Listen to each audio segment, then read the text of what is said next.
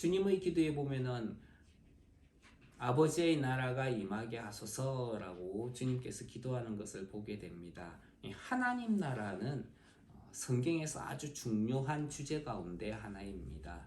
사실 이 하나님 나라를 위해서 하나님은 세상을 창조하셨습니다. 그리고 이 하나님 나라를 위해서 예수님께서 이 땅에 오신 궁극적인 목표입니다.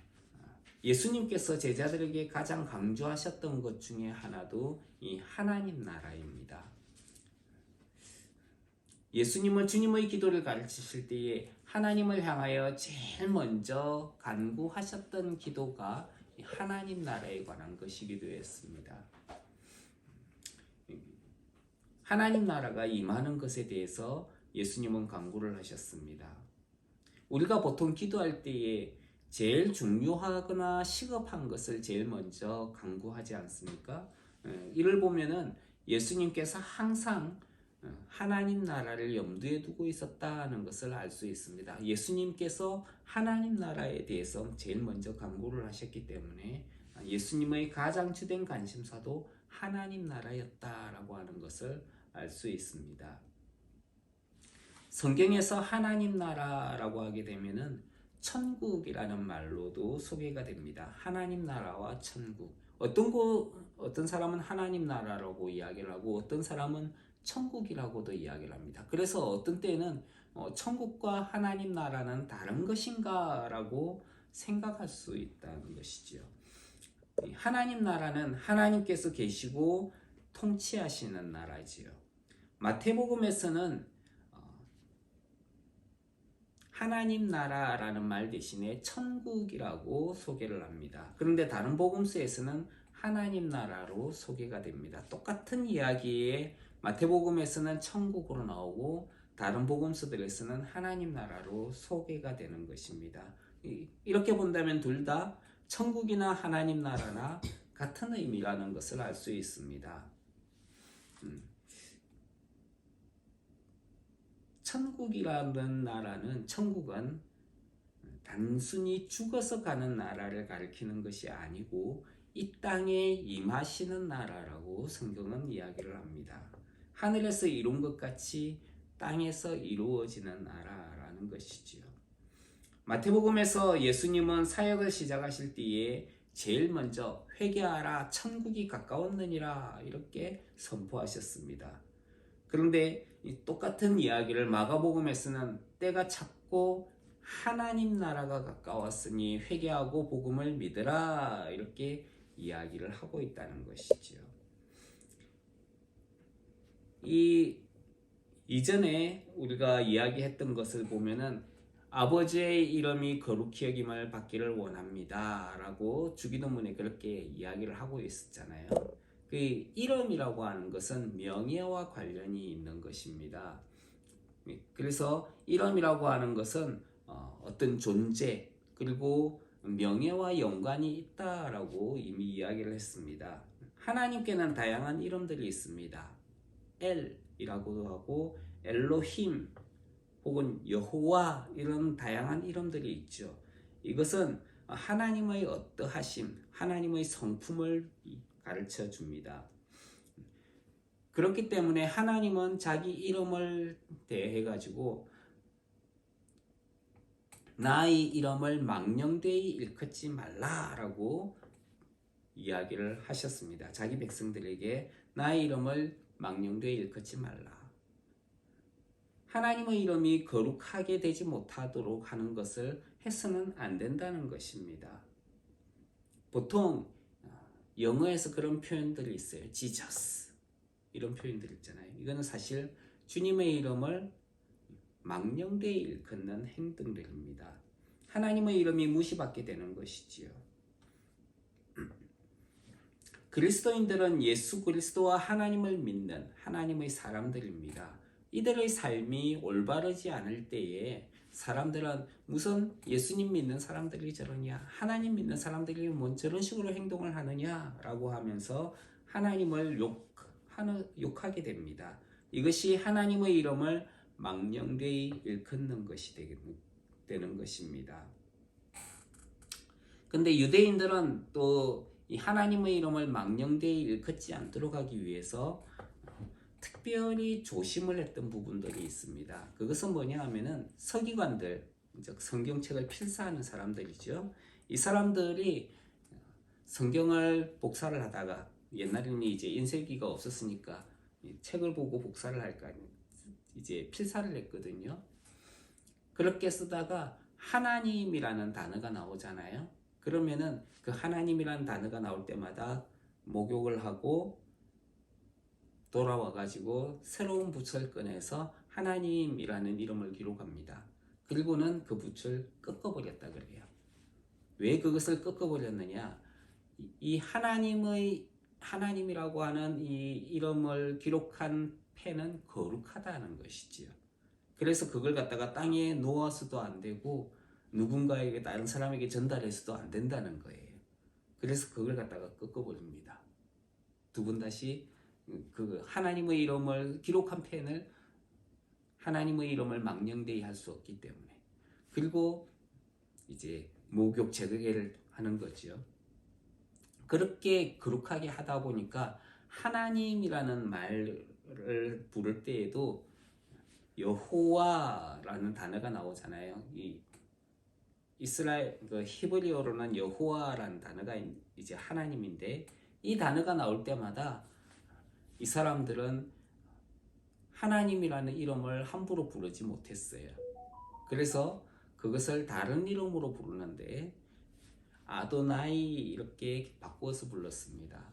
여호와라는 단어를 아도나이로 바꾸어서 불렀어요. 그 아도나이가 뭐냐 하면은 주인, 주님 그런 뜻입니다. 그러다가 보니까 심지어는 나중에 가가지고는 하나님의 이름이 발음이 뭐였지? 하면서 그걸 잃어버리게 된 거예요. 하나님에 대해 여호와인가? 야훼인가? 그 발음표를 잃어버리게 된 거예요. 그래서 사실 하나님의 이름이라고 하는 것을 사람들은 모릅니다. 야훼라고 부르기도 하고 여호와라고도 부르지만 어느 게 정확한 명칭인지 몰라요. 잊어버리게 됐어요. 워낙 신명을 중요하게 여기고 하나님의 이름을 망령되이 일컫지 않도록 하기 위해서 하다가 보니까 그렇게 되어버렸다는 것이지요. 참 아이러니한 일이죠. 자, 그 정도로 유대인들은 하나님의 이름에 대해 가지고, 그리고 하나님에 대해 가지고 경외심을 가지고 있었습니다. 그래서 하나님이라고 부르는 것조차도 그들은 감히 입에 담지 못했어요. 마태가 성경을 기록할 때에, 마태도 유대인이잖아요. 그러니까 하나님이라는 나라, 하나님 나라라는 말을 표현을 못 해가지고 천국이라고 표현을 하게 됩니다.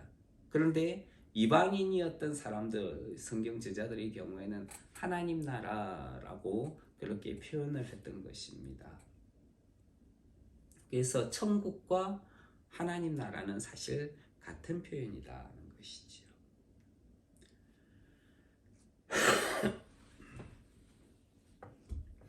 천국은 하늘나라라고 보통 이해를 합니다. 천국이라고 하면 여러분들은 무엇이 생각납니까? 뭔가 많고 풍성하고 풍부한 곳, 좋은 곳으로 이제 생각을 하게 되지요.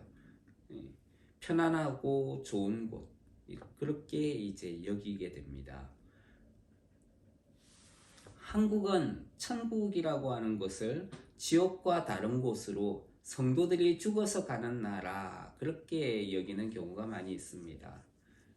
성경에서 천국은 하나님께서 다스리는 나라입니다.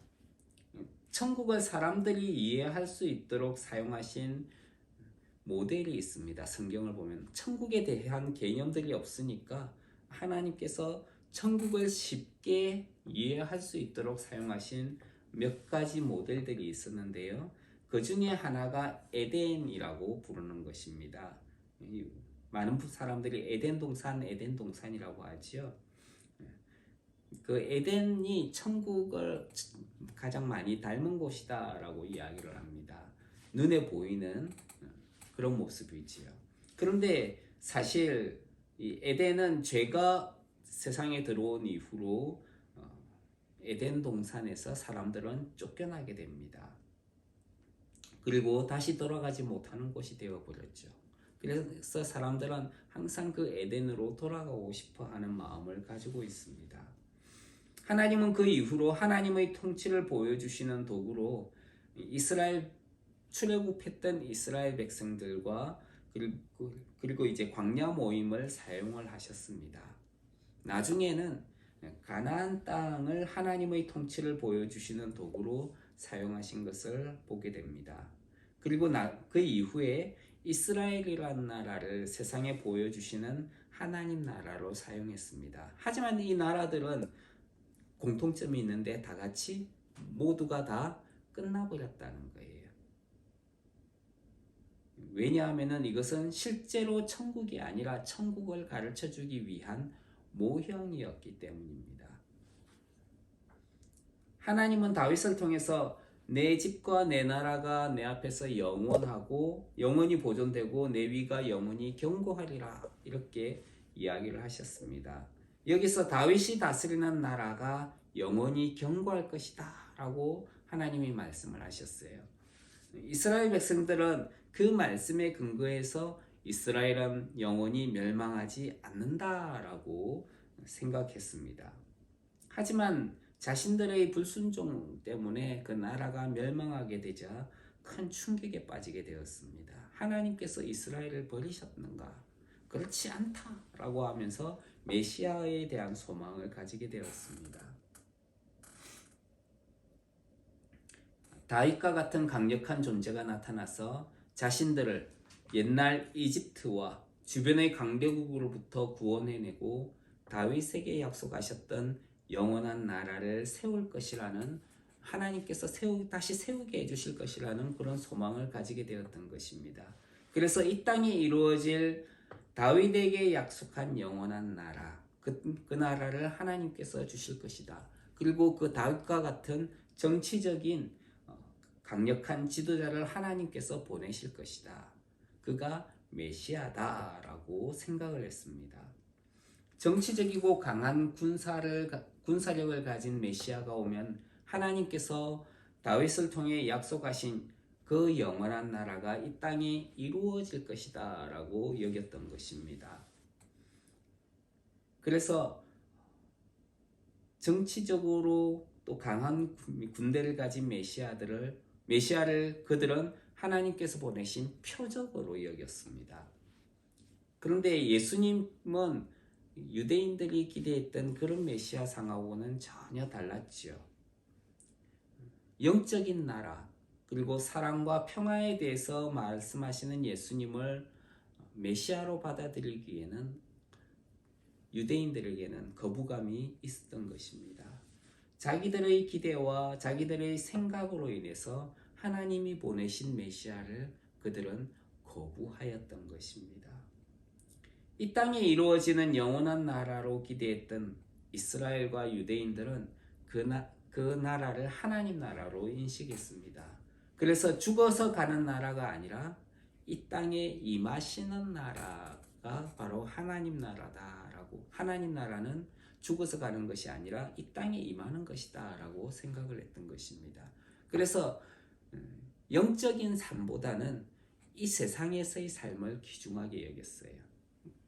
그래서 사두개인들이라든지 이 사람들은 영적인 것보다는 천사라든지 부활이라든지 이런 것들을 생각하지 않고 그냥 이 세상에서 얼마나 잘 먹고 잘 사느냐 하는 것을 더 중요하게 여겼습니다. 사실 그런 것들은 영적인 하나님 나라를 위한, 이 땅에 보여주기 위한 도구였는데 그냥 거기에만 빠져서 살았던 것이지요.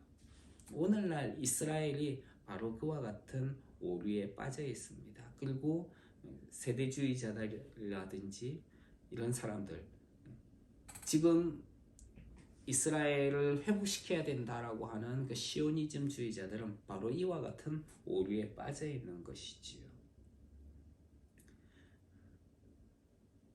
마가복음에서 예루살렘으로 입성하는 예수님을 향해서 많은 무리들이 찬송하리로다 주의 이름으로 오시는 이여, 가장 높은 곳에서 호산나라고 부르는 모습은 이제 곧 이루어질 메시아를 통해서 이루어질 그 하나님 나라를 기대하는 모습입니다. 이 땅이 이루어지고 이 땅에서 눈에 드러나게 보이는 그 하나님 나라를 그들은 기대했던 것입니다. 그래서 이 땅에 임하는 나라이기 때문에 이 땅에 오는 나라라고 이야기를 했던 것이죠. 그래서 성경에 보면은 오는 세상이라고 이야기를 하고 있는 것이 있습니다. 그래서 오는 세상, 온다라고 했기 때문에 올 내자를 사용을 하고요. 그리고 세상이기 때문에 세상 세자를 사용을 합니다. 그러면은 이 두 개를 합쳐버리면 어떻게 되죠? 내세라고 부릅니다. 내세는 일반적으로 이제 불교에서는 죽어서 가는 세상을 이야기를 하지만은 성경적으로는 내세라고 하게 되면 오는 세상, 오는 하나님의 나라를 가리키는 것입니다. 그래서 이것을 잘못 이해하기 때에는 그리스도인들 중에서 불교의 영향으로 이 내세라고 하는 것은 죽어서 가는 세상이다, 그렇게 오해하는 경우도 있습니다. 성경은 하나님 나라를 이 땅에 이루어질 오는 세상으로 말하고 있는 경우를 많이 보게 됩니다.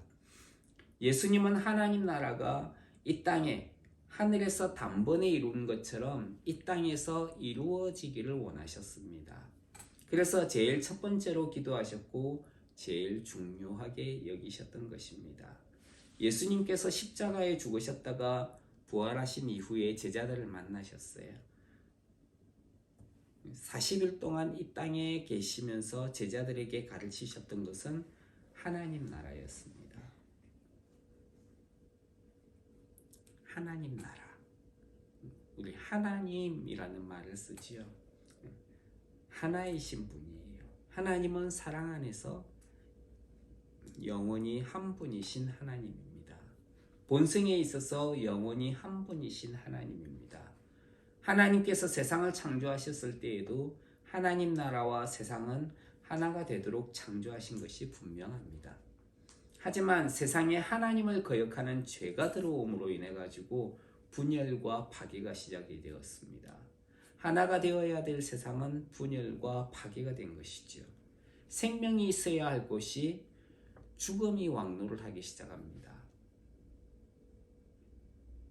그럼 하나님은 이 세상을 포기하셨어야 될까요? 그렇지 않으셨어요. 하나님은 이 하나님 나라를 회복하기를 원하셨습니다. 하나님은 세상을 분열시키는 죄의 문제를 해결하고 그리고 하나가 되는 방법을 세상에 알려주셔서 세상이 하나가 되기를 원하셨습니다. 원래 하나님께서 원하시는 목적대로 세상이 회복되기를 원하셨던 것이지요. 그래서 죄의 문제를 해결하고 그리고 세상이 회복되는, 세상을 회복시킬 수 있는 존재가 필요했던 것입니다. 근데 하나됨에 대해서 가장 잘 알고 있는 존재는 누구일까? 세상에는 없어요. 그건 오직 하나님밖에 없습니다. 그래서 또 죄의 문제를 해결할 수 있는 존재도 하나님밖에 없어요. 그래서 하나님이 직접 이 땅에 오셔야 했습니다. 그분이 바로 예수 그리스도 우리 주님이시죠. 예수님은 이 땅에 오셔서 제자들에게 하나 되는 방법에 대해서 말씀을 해주셨습니다. 그리고 친히 죄의 문제를 해결하기 위해서 십자가를 지시게 됩니다. 예수님의 십자가는 죄의 문제를 해결할 수 있는 가장 유일한 방법이에요. 죄의 문제를 해결하기 위해서 다른 방법이 있었는데 예수님이 십자가를 지셨다면 그건 가장 어리석은 것이 됩니다. 그런데 십자가 외에는 죄를 해결할 수 있는 방법이 없었다면 죄의 문제는 하나님의 아들이 십자가에 못 박혀 죽기까지 심각한 문제라는 것을 우리는 알아야 합니다.